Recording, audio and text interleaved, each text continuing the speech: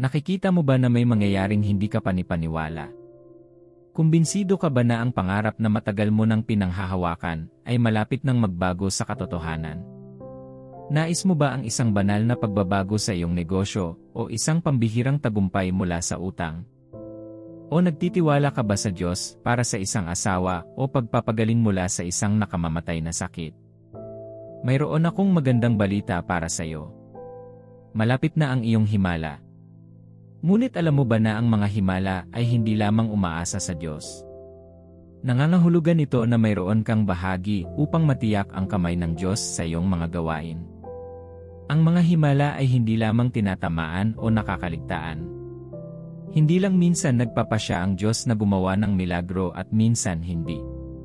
Siya ay laging handa na gumawa ng isang himala sa iyong buhay. Halimbawa, kung ikaw ay may sakit at nangangailangan ng himala ng pagpapagaling, hindi lamang sinusubukan ng Diyos na gumaling ka. Ang iyong pagpapagaling ay naayos sa pamamagitan ng mga latay na kinuha ni Jesus mahigit 2,000 taon na ang nakalilipas. Ito ay natitira para sa iyo na kunin kung ano ang pag-aari mo. Kung kailangan mo ng himala ngayon, bumaba sa sopa, makisali, at tanggapin ang iyong himala sa pamamagitan ng paggawa ng mga bagay na ibinahagi sa video na ito. Ang mga hakbang na ito ay nagbubukas ng pinto sa mga pinakahihintay na himala. Bago tayo magpatuloy, maging bahagi ng ating ministeryo sa pamamagitan ng pag-subscribe sa channel sa YouTube na ito. Gumagawa ang Diyos ng mga kamanghamanghang bagay sa pamamagitan ng aming mga video at hindi ka dapat iwanan. Mangyaring mag-subscribe sa channel na ito at i-click ang notification button. Ang sabi ng Biblia sa Lucas 1:37, sapagkat sa Diyos ay walang imposible. At sinabi sa Marcos 9:23, at sinabi sa kanya ni Jesus, kung kaya mo, ang lahat ng bagay ay posible para sa isang sumasampalataya. Ano ang mahihinuha mo sa dalawang talatang ito ng banal na kasulatan? Ang taong naniniwala ay may lahat ng bagay na posible para sa kanya, tulad ng sa Diyos. Ang taong naniniwala ay maaaring makakuha ng mga himala, kahit na ang langit ay hindi nagpaplanong magbigay nito. Handa ka na bang makuha ang mga himala na lagi mong hinihintay? Desperado ka bang iangkop ngayon ang mga himalang inihanda na ng Diyos para sa iyo kay Kristo Jesus? Gawin ang 4 na bagay na ito at makita ang iyong pag-asa na maging katotohanan. Numero 1, manalangin ng desperado at regular. Hulaan ko kung ano ang tumatakbo sa isip mo ngayon. Malamang nasasabihin mo kung ito ay tungkol sa mga panalangin, nagdasal ako ng husto ng walang resulta. Nag-ayuno at nagdasal pa nga ako noon at nakapunta sa iba't ibang mga pulong ng panalangin, ngunit huminto nang hindi ko nakita ang mga resulta. Makinig, minamahal, may iba't ibang uri ng mga panalangin at saloobin sa panalangin.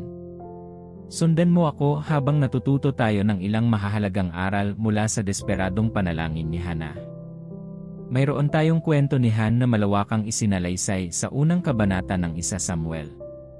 Nakaugalian ni Hana na pumunta sa Shilo upang sumamba at manalangin taon-taon tungkol sa kanyang baog. Palagi siyang nagpupunta sa Shilo nang may mabigat na puso dahil taon-taon siyang pinupukaw ng kanyang karibal. Malamang na hindi niya pinalampas ang pagpunta sa Shilo para ipaalam sa Diyos ang kanyang pag-iyak. Ang unang aralin ay hindi tumigil si Hana sa pagdarasal, kahit na tila hindi gumagana ang kanyang panalangin. Ang panalangin na magdadala sa iyo ng iyong inaasahang mga himala ay dapat na siyang regular na ginagawa hanggang sa makita mo ang pagpapakita ng iyong mga himala. Dapat kang manalangin na naniniwalang ang Diyos lamang ang makapagbibigay sa iyo ng ninanais na mga himala. Ito ay dapat na isang uri ng panalangin na ginawa mula sa isang puso na walang opsyon para sa isang solusyon. Ang mga lumang panahong Kristiyano ay malamang na natuto kay Hana at nagkaroon ng pananalig na manalangin hanggang sa may mangyari. Ito ay isang saloobin patungo sa panalangin na nagtutulak sa kanila na patuloy na manalangin at humihiling sa Diyos hanggang sa makita nila ang mga resulta. Kung dati mong ipinagdarasal ang iyong problema, ngunit huminto pagkatapos, ito ay isang senyales na hindi ka desperado upang makuha ang iyong mga himala. Isipin na si Hannah ay nanalangin at napagod sa pagpunta sa Shiloh pagkaraan ng ilang sandali. Ipinanganak kaya niya si Samuel? Obviously, hindi. Noong huling pumunta si Hannah sa Shiloh bilang isang baog, nanalangin siya sa paraang hindi pa niya nagawa noon. Ang propetang si Eli ay palaging nasa templo at malamang na mapapansin niya si Hannah kung siya ay palaging nagdarasal ng desperado. Ang kanyang panalangin ay nailalarawan sa pamamagitan ng pag-iyak at dalamhati ng puso. Gumagalaw ang kanyang mga labi at nananalangin ang kanyang puso, ngunit hindi narinig ang kanyang boses. Naranasan mo na bang magdasal hanggang sa mawalan ka ng boses? Naranasan mo na bang magdasal gamit ang mga salita, ngunit naubusan ng tamang salita pagkalipas ng ilang panahon? Sa palagay ko ito ang nangyari kay Hannah. Desperado niyang ibinuhos ang kanyang kaluluwa sa Panginoon hanggang sa ipinalagay ng propeta na siya ay lasing. Isipin mo, kung nagpunta ka sa simbahan at nakita mong may gumagalaw sa kanyang mga labi nang hindi umiimik, mabilis mo bang ipagpalagay na lasing ang taong iyon? Parang hindi naman. Tila si Hannah ay nakikibahagi sa hindi magkakaugnay na mga galaw o kilos habang nagdarasal, kaya naisip ni Eli na siya ay lasing. Ang kanyang malungkot ngunit desperado na puso ay malamang na nagdasal sa kanya na parang lasing. Ang panalangin ito ay nagbigay kay Hannah ng bunga na lagi niyang hinihintay. Ang mga desperadong panalangin ay iba sa mga kaswal na panalangin. Regular na ginagawa ang mga ito hanggang sa lumabas ang mga resulta. Baka gusto mong magkulong sa isang silid at sabihin, tulad ni Jacob, na hindi mo iiwan ang Diyos at ang silid na iyon hanggat hindi ka sinasagot ng Diyos. Maaaring sa iyo ay magsisimula ka ng pag-aayuno at hindi titigil hanggang sa dumating sa iyo ang iyong himala, o gumugol ng ilang oras sa hating gabi sa pagdarasal hanggang sa mahayag ang iyong inaasahang mga himala.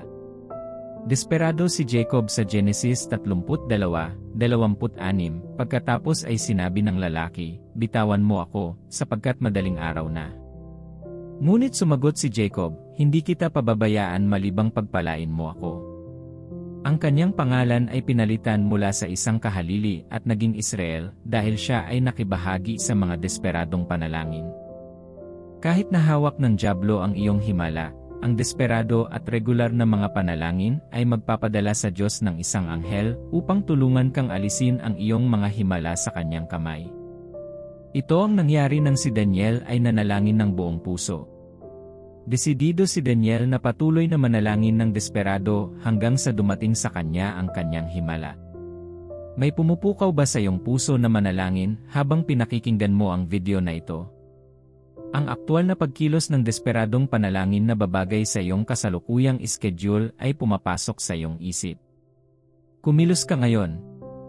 Huwag magsimula bukas. Magsimula ngayon at makita na ang himalang palagi mong iniiwan sa mga kamay ng Diyos ay dumating sa iyo sa pamamagitan ng iyong mga desperadong panalangin. Kapag binigay mo ang iyong sarili sa mga desperado at regular na mga panalangin, ang iyong espiritual na mga pandama ay matalas upang makarinig at makakita ng higit sa natural. Ang ilang mga himala ay dumarating sa pamamagitan ng paggawa ng sinasabi o inihayag ng Diyos. Kapag ikaw ay isang tao ng desperadong mga panalangin, ang iyong mga pandama ay matalas, at malalaman mo kung ano ang sinusubukang ipahiwatig ng Diyos sa iyo. Ang tabing na pumipigil sa iyo sa dilim ay aalisin, at patnubay ang darating sa iyo. Kapag nananalangin ka, napapagod ka sa puwersa ng kadiliman at huminto sa mga manyobra nito sa iyong buhay. Walang ibang paraan para makatanggap mula sa Diyos kundi humingi. Tiyak, lahat ng humihingi ng labis sa Diyos ay tatanggap. Pangalawa, sambahin ang Diyos tulad ng iyong himalang nasa iyo na. Nagtataka ka ba kung bakit dapat mong pasalamatan ang Diyos sa hindi niya ginawa para sa iyo? Sa tingin mo ba parang kakaiba? Tama ka. Kakaiba sa isipan ng tao na magpasalamat at sumamba sa Diyos para sa isang himala na hindi mo nakita. Ngunit ito ay isa sa mga aksyon na nakakakuha ng mga himala sa iyong mga kamay ng mas mabilis kaysa sa naiisip mo. Walang nakakagulo sa dyablo tulad ng makita ang isang taong may problema ngunit sumasamba pa rin sa Diyos. pakiramdam ng dyablo ay isang pagkabigo at nagsimulang makita ang pag-atake sa iyo bilang hindi epektibo kapag ibinigay mo ang iyong sarili sa pagsamba. Ang layunin niya sa paglalagay ng mga problema at hamon sa iyong landas ay makita mo ang Diyos na masama at hindi mapagmahal. Nais niyang sumpain ka at bumulong-bulong laban sa Diyos. Gayunpaman, kapag mayroon kang mga problema, ngunit sumasamba pa rin sa iyong mapagmahal na Ama, ginagawa mong walang saysay ang layunin ng dyablo na nalilito sa Kanya. Ngunit hindi lang iyon. May nangyayari sa langit kapag sinasamba mo ang Diyos sa halip na magreklamo tungkol sa hindi nasagot na mga panalangin. Nabaling sa iyo ang atensyon ng langit. Tila tinitipon ng Diyos ang hukbo ng langit upang bisitahin ang mananampalataya na pinipili ang pagsamba kaysa mga reklamo. Pakinggan ang sinasabi ng awit 22:3. Ngunit ikaw ay banal, o ikaw na tumatahan sa mga papuri ng Israel. Ang Diyos ay nananahan at naninirahan kasama ng mananampalataya na ibinigay sa pagpupuri sa Kanya. Naaalala mo ba ang kwento ni na Pablo at Silas? Nanalangin sila ngunit pagkatapos ay nagsimulang magpuri sa Panginoon. Ano sa palagay mo ang pagpupuri nila sa Diyos? Tiyak na pinuri nila ang Diyos na ang kanilang mga panalangin na makalaya mula sa bilangguan ay sinagot, kahit noong sila ay nasa bilangguan pa. Tila natuon ang pansin ng Diyos sa mga apostol na ito. Nagpasya ang Diyos na tumira kung saan sila nagbibigay ng mga papuri sa Kanya. Nagkaroon ng malakas na lindol nang siya ay pumasok sa kulungang iyon na taglay ang kanyang kamahalan at kapangyarihan. Nakuha ni na Paul at Silas ang kanilang pinakahihintay na himala nang ang Diyos ng lahat ng posibilidad ay pumasok sa kanilang presensya. Wala nang iba pang dahilan para maranasan mo ang presensya ng Diyos kaysa sa isang buhay ng pagsamba. Ang pagsamba ay gumagawa sa iyo ng isang kapaligiran kung saan ang presensya ng Diyos ay mas matindi. Ang presensyang ito ay nagdudulot ng banal na interbensyon. Naaalala mo ba kung ano ang nagpabagsak sa pader ng Jericho na pumipigil sa mga Israelita? Hinipan ng 7 saserdote ang mga trompeta at ang mga Israelita ay sumigaw ng malakas na papuri. Habang ang mga anak ni Israel ay sumisigaw upang purihin ang Diyos, ang malaking pader ng Jericho ay bumagsak nang hindi gumagamit ng anumang kagamitan sa demolisyon. Ano ang sitwasyong iyon na parang pader ng Jericho? Alam kong nanalangin ka, ngunit tila hindi ito gumagana. Bakit hindi mag-ehersisyo ang pagsamba? Mag-ischedule ng oras na gusto mong umiyak, magreklamo, o magdasal sa isyong iyon. Sabihin sa iyong sarili na wala kang ginagawa kundi purihin ang Diyos para sa imposibleng problemang iyon na para bang ginawa na ito ng Diyos. Anong kanta ang kakantahin mo kung sinagot ka na ng Diyos? Gaano kakahusay sumayaw kung sinagot ng Diyos ang iyong mga kahilingan? Gaano ka sana mapasigaw sa tuwa kung ang iyong himala ay nagpakita sa iyo ngayon? Paano ka tatawa ng malakas kung nakita mo ang text message na puno ng himala? Paano kung gawin ang gagawin mo kapag dumating ang iyong mga himala, kahit ngayon na hindi mo pa ito nakita? Paano ang pag-awit ng kantang iyon, pagsasayaw, pagsigaw, at pagtawa ng papuri sa Diyos kahit ngayon? Alam mo ba na ang papuri ay isang sandata ng pakikidigma? Kahit nahawak ng dyablo ang iyong milagro, alam mo bang maaari mo siyang salakayin at makuha ang iyong himala sa pamamagitan ng pagpupuri sa Diyos? Naunawaan ni Jehoshaphat ang katotohanan ito at nakakita ng magagandang resulta sa pamamagitan ng pagsasadula nito. Kung isipin, sino ang nakikipagdigma sa mga awit na nauuna sa mga sundalo? Iyan ay walang saysay kung ang agham ng digmaan ay nababahala. Ang hindi makatwiran ay hindi lumaban si Haring Jehoshaphat bago magkaroon ng tagumpay. Kailangan lang niyang tipunin ang mga samsam ng mga kaaway na hinarap na ng Diyos. Gaano kahusay at kahangahangang makita ang mga mananampalataya na napagtanto ang likas na kapangyarihan sa papuri. Sapat na ang reklamo mo. Oras na para kumanta ng malakas at makita ang Diyos na pumasok sa ngalan mo. Bilang 3, paunlarin at isagawa ang iyong pananampalataya. Ang isang bagay tungkol sa pananampalataya ay nagdudulot sa iyo ng mga himala mula sa Diyos kahit na hindi niya ito pinaplanong gawin. Ang isang bagay tungkol sa pananampalataya ay nagdudulot sa iyo ng isang sitwasyon na tinatawag ng lahat na imposible sa iyong pabor. Ang isang taong may pananampalataya ay maaaring makakuha ng anuman mula sa Diyos anumang oras. Sigurado akong alam mo na sa Diyos, lahat ng bagay ay posible. Ngunit alam mo ba na ang lahat ng bagay ay posible para sa taong may pananampalataya? Ang isang taong may pananampalataya ay nasa klase ng Diyos tungkol sa mga posibilidad. Ang isang taong may pananampalataya ay maaaring makakita ng anumang himala sa tuwing pipiliin niya. Napansin mo ba na walang sinuman sa mga nakatanggap ng kanilang mga himala sa pamamagitan ng pananampalataya sa panahon ng ministeryo ni Jesus ang nakakuha ng unti-unting himala? Palagi silang nakatanggap ng mga instant na himala habang nilayo nila sa kanilang mga puso. Matuto tayo sa kanilang mga kwento. Naaalala mo ba ang babaeng may 12 taong isyu ng dugo na pinagaling ng kanyang pananampalataya? Ang kwento ng babae ay nakuha sa 5 kabanata ng aklat ni Marcos. Sinubukan niya ang iba't ibang opsyon para gumaling ngunit walang resulta. Nang marinig niya ang tungkol kay Jesus, napagpasyahan niya na si Jesus ang kanyang huling hintuan ng bus kung tungkol sa kanyang pagpapagaling. Sigurado ako na gusto ni Satanas na makita niya si Jesus bilang isa lamang sa mga manggagamot na nabigo sa kanya noong nakaraan. Hindi siya nakinig sa demonyo. Pakinggan kung ano ang naitala ng Biblia tungkol sa kanya sa Marcos 5 oras 27 minuto negatibo 20. Nang marinig niya ang tungkol kay Jesus, lumapit siya sa likuran niya sa karamihan at hinipo ang kanyang balabal. Dahil naisip niya, kung mahawakan ko lang ang kanyang damit, gagaling na ako. Kaagad, tumigil ang kanyang pagdurugo, at naramdaman niya sa kanyang katawan na siya ay nakalaya mula sa kanyang pagdurusa. Alam mo ba na si Jesus ay papunta na upang pagalingin ang anak ni Jairus nang tanggapin ng babae ang kanyang pagpapagaling? Sa madaling salita, hindi binalak ni Jesus na pagalingin siya. Ngunit ang pananampalataya ang tumulong sa kanya na makakuha ng kagalingan mula kay Jesus. Ang unang aral mula sa kwentong ito ay ang pananampalataya ay gagawing makuha mo ang iyong himala mula sa Diyos anumang oras at anumang araw na gamitin mo ito.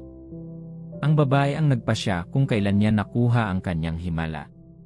Laging taglay ni Jesus ang bertud na kailangan ng babae para gumaling sa kanyang katawan. Ang iyong himala ay laging magagamit sa Diyos para matanggap mo. Kung ito ay pagpapagaling, pinagaling ka na ng Diyos kay Kristo Jesus. Kung ito ay isang pambihirang tagumpay, ginawa ng Diyos na mahirap si Jesus upang ikaw ay yumaman.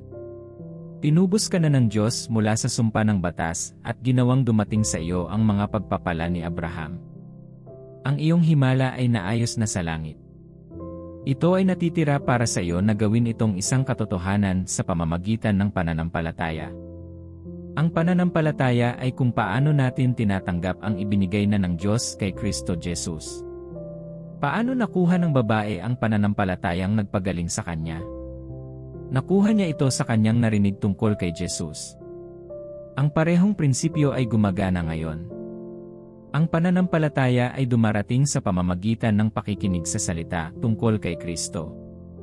Ang pananampalataya na gumaling ay dumarating kapag ikaw ay kumakain at nagninilay-nilay sa mga banal na kasulatan tungkol sa pagpapagaling.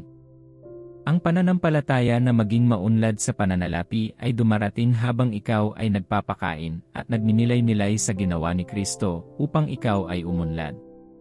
Ang pananampalataya na magkaroon ng asawa ay dumarating habang kumakain ka ng mga banal na kasulatan na nagpapakita na hindi kailanman binalak ng Diyos ang sinumang walang asawa.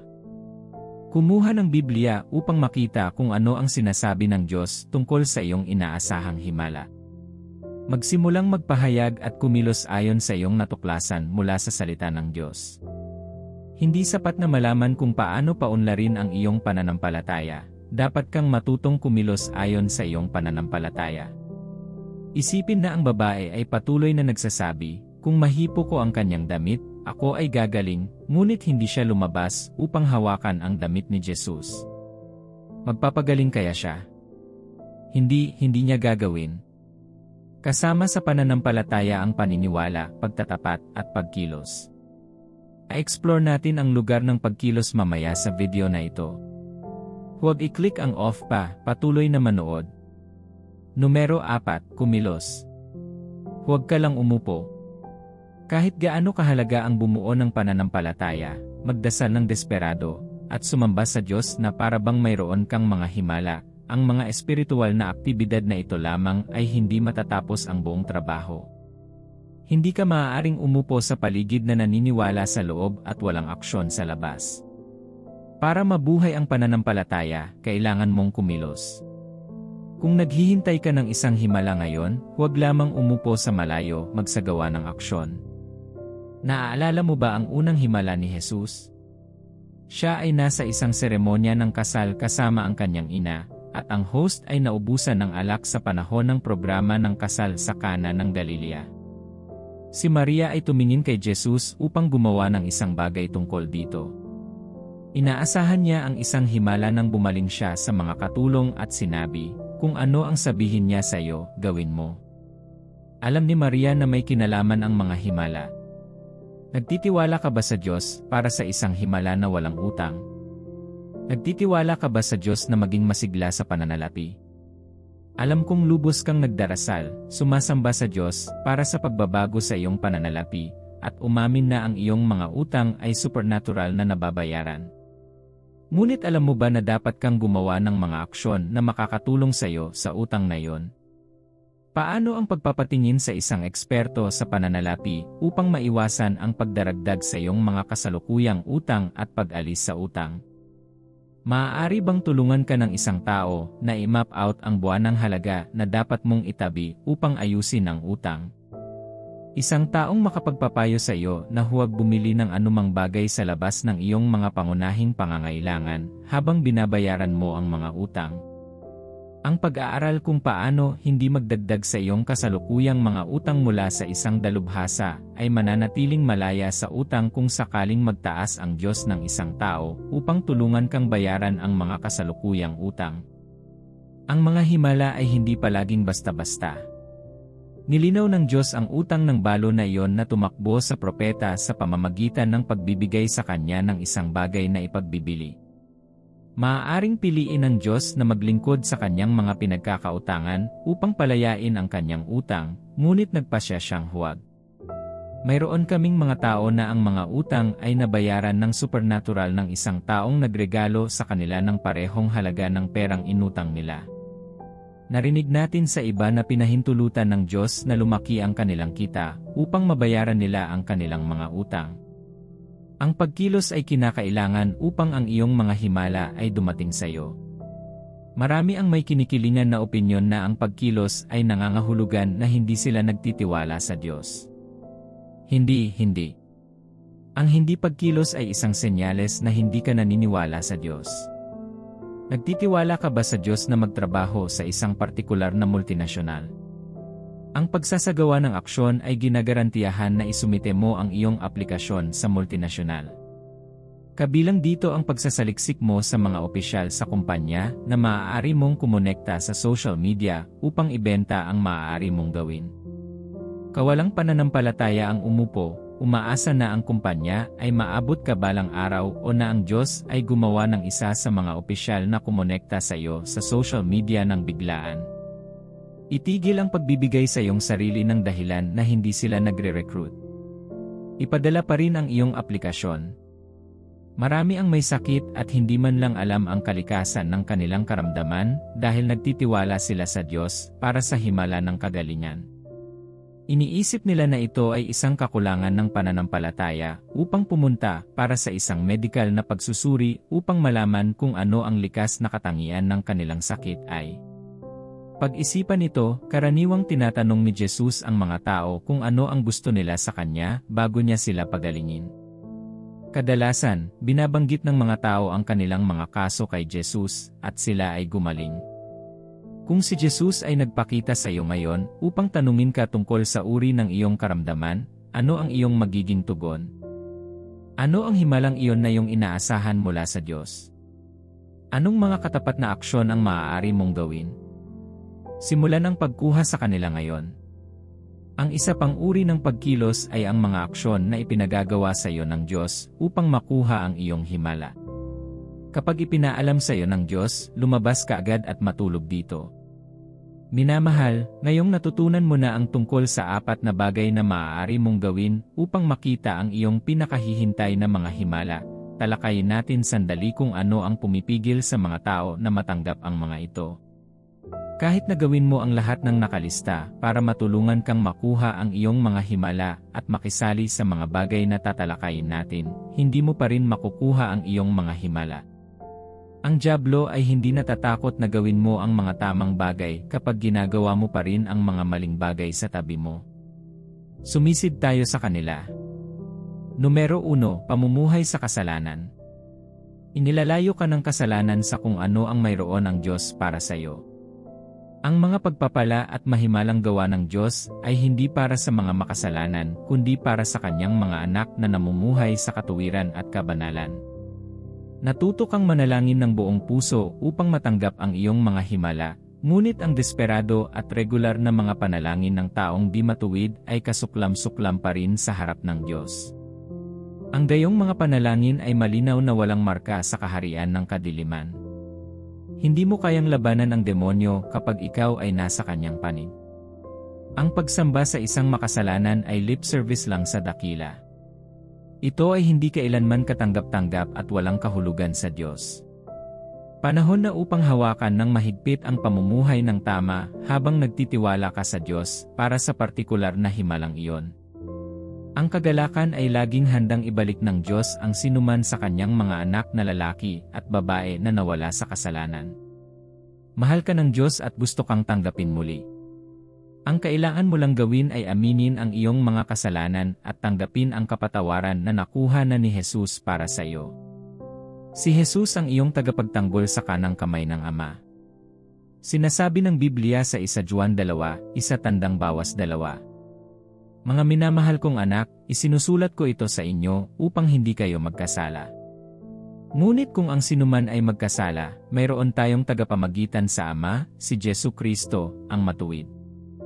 Siya ang nagbabayad sa langhain para sa ating mga kasalanan, at hindi lamang para sa ating mga kasalanan, kundi para sa mga kasalanan ng buong mundo.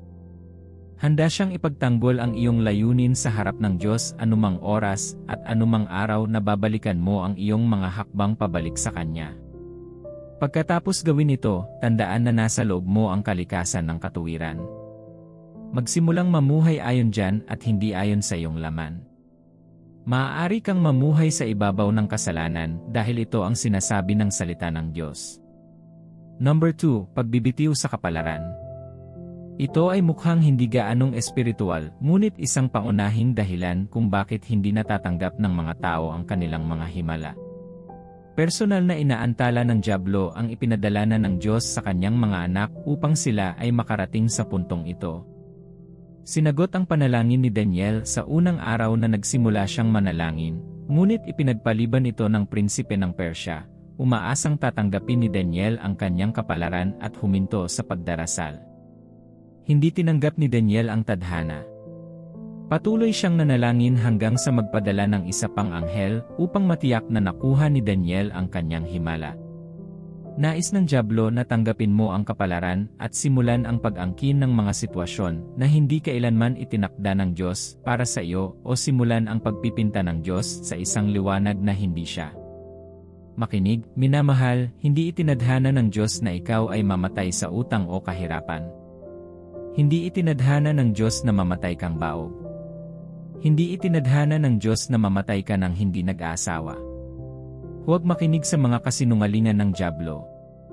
Anumang bagay na hindi mo mahahanap bilang bahagi ng mga pangako ng Diyos sa kanyang salita, ay hindi kailanman kalooban ng Diyos para sa iyo.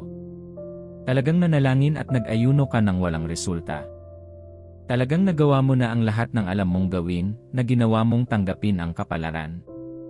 Hayaan mong sabihin ko sa iyo ito, huwag sumuko at sumuko sa isang hindi ka nais-nais na kapalaran. Bakit nasa estado ka na gusto ng dyablo? Bakit tanggapin ang kapalaran na dinadala sa iyo ng dyablo? Bumangon mula sa kalagayan ng kapalaran tungo sa pananampalataya. Asahan ang isang himala kung nasaan ka.